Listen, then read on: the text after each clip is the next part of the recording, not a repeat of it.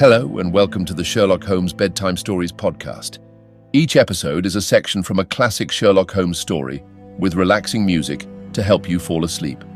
If you love the podcast and never miss an episode, please follow us on Spotify and Apple Podcasts and leave a 5-star rating. If our podcast has become a part of your bedtime routine, please consider supporting the show by clicking the link in the show notes. Our show is completely free, in part thanks to support from listeners like you. There are options to give one time or on a monthly basis. So sleep easier by clicking the Support This Podcast link in the show notes and become a supporter today. And as always, if you're enjoying the pod, please spread the word. Sharing with friends and family really does help. Thank you for joining us this evening.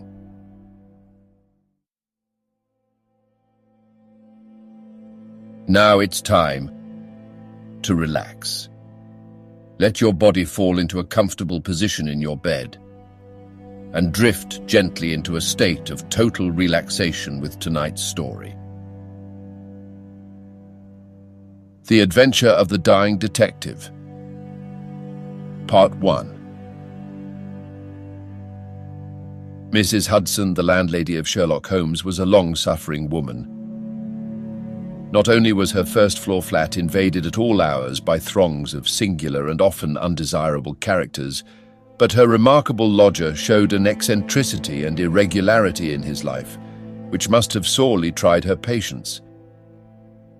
His incredible untidiness, his addiction to music at strange hours, his occasional revolver practice within doors, his weird and often malodorous scientific experiments, and the atmosphere of violence and danger which hung around him made him the very worst tenant in London. On the other hand, his payments were princely. I have no doubt that the house might have been purchased at the price which Holmes paid for his rooms during the years that I was with him. The landlady stood in the deepest awe of him and never dared to interfere with him, however outrageous his proceedings might seem. She was fond of him too, for he had a remarkable gentleness and courtesy in his dealings with women. He disliked and distrusted the sex, but he was always a chivalrous opponent. Knowing how genuine was her regard for him, I listened earnestly to her story when she came to my rooms in the second year of my married life and told me of the sad condition to which my poor friend was reduced. "He's dying, Dr. Watson," said she. "For 3 days he has been sinking, and I doubt if he will last the day. He would not let me get a doctor. This morning, when I saw his bones sticking out of his face and his great bright eyes looking at me, I could stand no more of it. With your leave or without it, Mr. Holmes, I am going for a doctor this very hour," said I. "Let it be Watson, then," said he. "I wouldn't waste an hour in coming to him, sir, or you may not see him alive." I was horrified, for I had heard nothing of his illness. I need not say that I rushed for my coat and my hat. As we drove back, I asked for the details. "There is little I can tell you, sir. He has been working at a case down at Rotherhithe in an alley near the river, and he has brought this illness back with him. He took to his bed on Wednesday afternoon and has never moved since. For these 3 days, neither food nor drink has passed his lips." "Good God! Why did you not call in a doctor?" "He wouldn't have it, sir. You know how masterful he is. I didn't dare to disobey him. But he's not long for this world, as you'll see for yourself the moment that you set eyes on him." He was indeed a deplorable spectacle. In the dim light of a foggy November day, the sick room was a gloomy spot, but it was that gaunt, wasted face staring at me from the bed which sent a chill to my heart. His eyes had the brightness of fever, there was a hectic flush upon either cheek, and dark crusts clung to his lips. The thin hands upon the coverlet twitched incessantly. His voice was croaking and spasmodic. He lay listlessly as I entered the room, but the sight of me brought a gleam of recognition to his eyes. "Well, Watson, we seem to have fallen upon evil days," said he in a feeble voice, but with something of his old carelessness of manner. "My dear fellow," I cried, approaching him. "Stand back. Stand right back," said he with the sharp imperiousness which I had associated only with moments of crisis. "If you approach me, Watson, I shall order you out of the house." "But why?" "Because it is my desire. Is that not enough?" Yes, Mrs. Hudson was right. He was more masterful than ever. It was pitiful, however, to see his exhaustion. "I only wished to help," I explained. "Exactly. You will help best by doing what you are told." "Certainly, Holmes." He relaxed the austerity of his manner. "You are not angry?" he asked, gasping for breath. Poor devil, how could I be angry when I saw him lying in such a plight before me? "It's for your own sake, Watson," he croaked. "For my sake?" "I know what is the matter with me. It is a coolie disease from Sumatra, a thing that the Dutch know more about than we, though they have made little of it up to date. One thing only is certain. It is infallibly deadly, and it is horribly contagious." He spoke now with a feverish energy, the long hands twitching and jerking as he motioned me away. "Contagious by touch, Watson. That's it, by touch. Keep your distance and all is well." "Good heavens, Holmes, do you suppose that such a consideration weighs with me of an instant? It would not affect me in the case of a stranger. Do you imagine it would prevent me from doing my duty to so old a friend?" Again I advanced, but he repulsed me with a look of furious anger. "If you will stand there, I will talk. If you do not, you must leave the room." I have so deep a respect for the extraordinary qualities of Holmes that I have always deferred to his wishes, even when I least understood them. But now all my professional instincts were aroused. Let him be my master elsewhere, I at least was his in a sick room. "Holmes," said I, "you are not yourself. A sick man is but a child, and so I will treat you. Whether you like it or not, I will examine your symptoms and treat you for them." He looked at me with venomous eyes. "If I am to have a doctor, whether I will or not, let me at least have someone in whom I have confidence," said he. "Then you have none in me?" "In your friendship, certainly. But facts are facts, Watson, and after all, you are only a general practitioner with very limited experience and mediocre qualifications. It is painful to have to say these things, but you leave me no choice." I was bitterly hurt. "Such a remark is unworthy of you, Holmes. It shows me very clearly the state of your own nerves. But if you have no confidence in me, I would not intrude my services. Let me bring Sir Jasper Meek or Penrose Fisher or any of the best men in London. But someone you must have, and that is final. If you think that I am going to stand here and see you die without either helping you myself or bringing anyone else to help you, then you have mistaken your man." "You mean well, Watson," said the sick man with something between a sob and a groan. "Shall I demonstrate your own ignorance? What do you know, pray, of Tapanuli fever? What do you know of the Black Formosa corruption?" I have never heard of either. There are many problems of disease, many strange pathological possibilities in the East, Watson. He paused after each sentence to collect his failing strength. I have learned so much during some recent researches which have a medico-criminal aspect. It was in the course of them that I contracted this complaint. You can do nothing. Possibly not, but I happen to know that Dr. Ainstree, the greatest living authority upon tropical disease, is now in London. All remonstrance is useless, Holmes.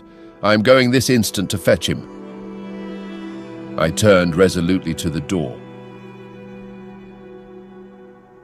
Never have I had such a shock. In an instant, with a tiger spring, the dying man had intercepted me. I heard the sharp snap of a twisted key. The next moment he had staggered back to his bed, exhausted and panting after his one tremendous outflame of energy. You won't take the key from me by force, Watson. I've got you, my friend. Here you are, and here you will stay until I will otherwise. But I'll humor you. All this in little gasps, with terrible struggles for breath between. You've only my own good at heart. Of course I know that very well. You shall have your way, but give me time to get my strength. Not now, Watson, not now. It's 4 o'clock. At 6 you can go. This is insanity, Holmes. Only 2 hours, Watson. I promise you will go at 6. Are you content to wait? I seem to have no choice. None in the world, Watson. Thank you. I need no help in arranging the clothes. You will please keep your distance. Now, Watson, there is one other condition that I would make. You will seek help, not from the man you mention, but from the one that I choose. By all means. The first 3 sensible words that you have uttered since you entered this room, Watson. You will find some books over there. I am somewhat exhausted. I wonder how a battery feels when it pours electricity into a non-conductor. At 6, Watson, we resume our conversation. But it was destined to be resumed long before that hour, and in circumstances which gave me a shock hardly second to that caused by his spring to the door. I had stood for some minutes looking at the silent figure in the bed. His face was almost covered by the clothes, and he appeared to be asleep. Then, unable to settle down to reading, I walked slowly round the room, examining the pictures of celebrated criminals with which every wall was adorned. Finally, in my aimless perambulation, I came to the mantelpiece. A litter of pipes, tobacco pouches, syringes, pen knives, revolver cartridges, and other debris was scattered over it. In the midst of these was a small black and white ivory box with a sliding lid. It was a neat little thing, and I had stretched out my hand to examine it more closely when it was a dreadful cry that he gave, a yell which might have been heard down the street. My skin went cold and my hair bristled at that horrible scream. As I turned, I caught a glimpse of a convulsed face and frantic eyes. I stood paralyzed with the little box in my hand. Put it down. Down this instant, Watson. This instant, I say. His head sank back upon the pillow, and he gave a deep sigh of relief as I replaced the box upon the mantelpiece. I hate to have my things touched, Watson. You know that I hate it. You fidget me beyond endurance. You a doctor, you are enough to drive a patient into an asylum. Sit down, man, and let me have my rest. The incident left a most unpleasant impression upon my mind. The violent and causeless excitement followed by this brutality of speech so far removed from his usual suavity showed me how deep was the disorganization of his mind. Of all ruins, that of a noble mind is the most deplorable. I sat in silent dejection until the stipulated time had passed. He seemed to have been watching the clock as well as I, for it was hardly 6 before he began to talk with the same feverish animation as before. "Now, Watson," said he, "have you any change in your pocket?" "Yes." "Any silver?" "A good deal." "How many half-crowns?" "I have 5. "Ah, too few. Too few. How very unfortunate, Watson. However, such as they are, you can put them in your watch pocket, and all the rest of your money in your left trouser pocket. Thank you. It will balance you so much better like that." This was raving insanity. He shuddered and again made a sound between a cough and a sob. "You will now light the gas, Watson, but you will be very careful that not for one instant shall it be more than half on. I implore you to be careful, Watson. Thank you. That is excellent. No, you need not draw the blind. Now you will have the kindness to place some letters and papers upon this table within my reach. Thank you. Now some of that litter from the mantelpiece. Excellent, Watson. There is a sugar tongs there. Kindly raise that small ivory box with its assistance. Place it here among the papers. Good. You can now go and fetch Mr. Culverton Smith of 13 Lower Burke Street." To tell the truth, my desire to fetch a doctor had somewhat weakened, for poor Holmes was so obviously delirious that it seemed dangerous to leave him. However, he was as eager now to consult the person named as he had been obstinate in refusing. "I never heard the name," said I. "Possibly not, my good Watson. It may surprise you to know that the man upon earth who is best versed in this disease is not a medical man, but a planter. Mr. Culverton Smith is a well-known resident of Sumatra, now visiting London. An outbreak of the disease upon his plantation, which was distant from medical aid, caused him to study it himself, with some rather far-reaching consequences. He is a very methodical person, and I did not desire you to start before 6 because I was well aware that you would not find him in his study. If you could persuade him to come here and give us the benefit of his unique experience of this disease, the investigation of which has been his dearest hobby, I cannot doubt that he could help me." I gave Holmes's remarks as a consecutive whole, and will not attempt to indicate how they were interrupted by gaspings for breath and those clutchings of his hands, which indicated the pain from which he was suffering. His appearance had changed for the worse during the few hours that I had been with him. Those hectic spots were more pronounced. The eyes shone more brightly out of darker hollows, and a cold sweat glimmered upon his brow. He still retained, however, the jaunty gallantry of his speech. To the last gasp, he would always be the master. "You will tell him exactly how you have left me," said he. "You will convey the very impression which is in your own mind. A dying man, a dying and delirious man. Indeed, I cannot think why the whole bed of the ocean is not one solid mass of oysters, so prolific the creatures seem. Ah, I am wandering. Strange how the brain controls the brain. What was I saying, Watson?" "My directions for Mr. Culverton Smith." "Ah, yes, I remember. My life depends upon it. Plead with him, Watson. There is no good feeling between us. His nephew, Watson, I had suspicions of foul play and I allowed him to see it. The boy died horribly. He has a grudge against me. You will soften him, Watson. beg him, pray him, get him here by any means. He can save me. Only he. I will bring him in a cab if I have to carry him down to it. You will do nothing of the sort. You will persuade him to come, and then you will return in front of him. Make any excuse so as not to come with him. Don't forget, Watson, you won't fail me. You never did fail me.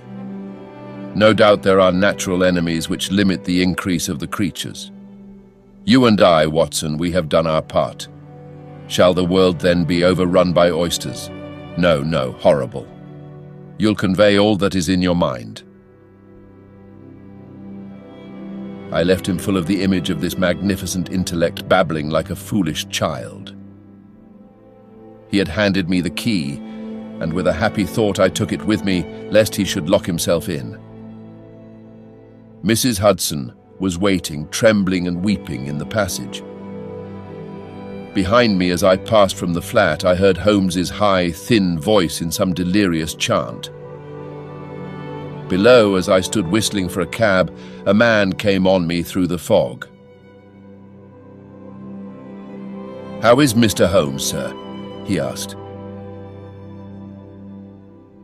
It was an old acquaintance, Inspector Morton of Scotland Yard, dressed in unofficial tweeds. "He's very ill," I answered. He looked at me in a most singular fashion. Had it not been too fiendish, I could have imagined that the gleam of the fanlight showed exultation in his face. "I heard some rumor of it," said he. The cab had driven up, and I left him. Lower Burke Street proved to be a line of fine houses lying in the vague borderland between Notting Hill and Kensington. The particular one at which my cabman pulled up had an air of smug and demure respectability in its old-fashioned iron railings, its massive folding door and its shining brasswork. All was in keeping with a solemn butler who appeared framed in the pink radiance of a tinted electrical light behind him. "Yes, Mr. Culverton Smith is in. Dr. Watson." "Very good, sir. I will take up your card." My humble name and title did not appear to impress Mr. Culverton Smith. Through the half-open door I heard a high, petulant, penetrating voice. "Who is this person? What does he want? Dear me, Staples, how often have I said that I am not to be disturbed in my hours of study?" There came a gentle flow of soothing explanation from the butler. "Well, I won't see him, Staples. I can't have my work interrupted like this. I am not at home. Say so. Tell him to come in the morning if he really must see me." Again the gentle murmur. "Well, well, give him that message. He can come in the morning or he can stay away. My work must not be hindered." I thought of Holmes tossing upon his bed of sickness and counting the minutes, perhaps, until I could bring help to him. It was not a time to stand upon ceremony. His life depended upon my promptness. Before the apologetic butler had delivered his message, I had pushed past him and was in the room. With a shrill cry of anger, a man rose from a reclining chair beside the fire.